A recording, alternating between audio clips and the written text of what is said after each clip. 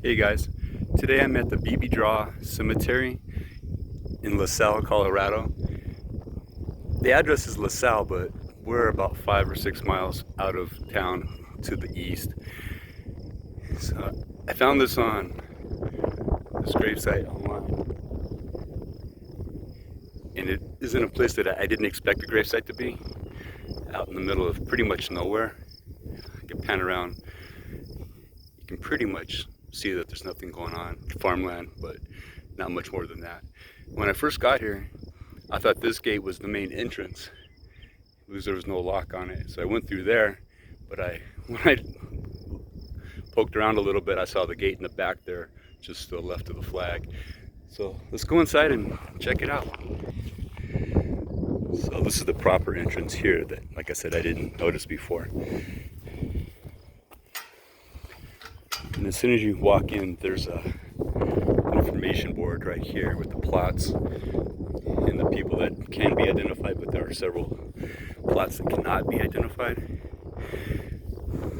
And it's rededicated by the LaSalle Area Historical Society, May 2017. And this place is visited also by the Historical Society for National Wreaths Across America. When I saw this, I initially assumed that it was an ongoing thing. I didn't read it right away. But if you look, it's kind of a bad angle, but if you look, there's quite a few. Nearly every grave has fairly new artificial flowers. So I thought maybe somebody came out here and did that, because some of these people have been long past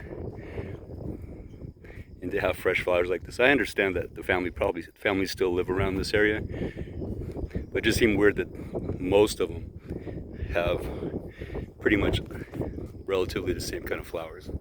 So there's this information here.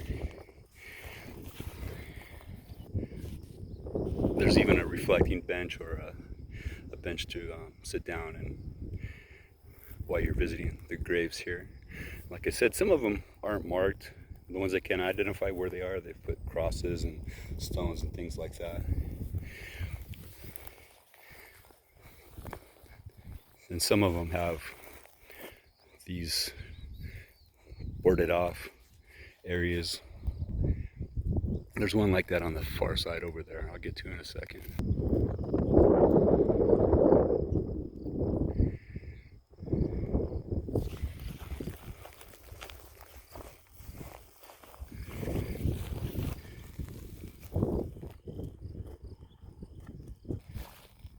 And here's another area that's been sectioned off with the wood and the gravel. And initially I thought it was all the same family, but there's a couple different names on the headstones here.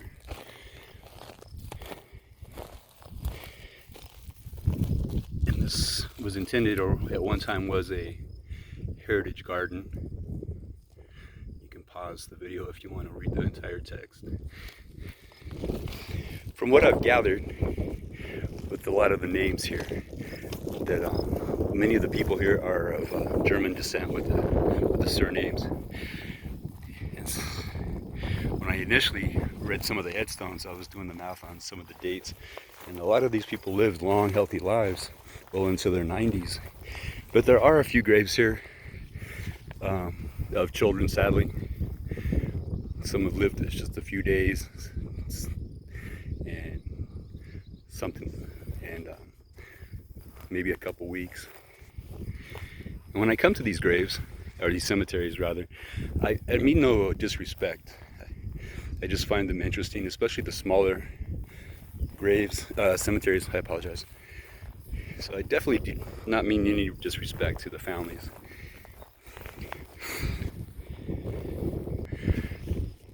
And most of these plots are lined up in rows, and most of the headstones face the west, and I'm looking east right now, but some of them do face the other way.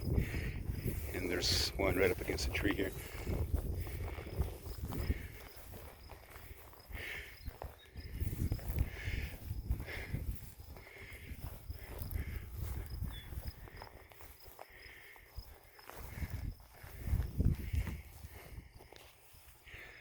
I'm not sure. Yeah, there is one in the trees there. I just walked by. I believe these stones out here, these red stones, are markers so you can identify where the plots are. They all have letters on them. So I'll pan around one more time.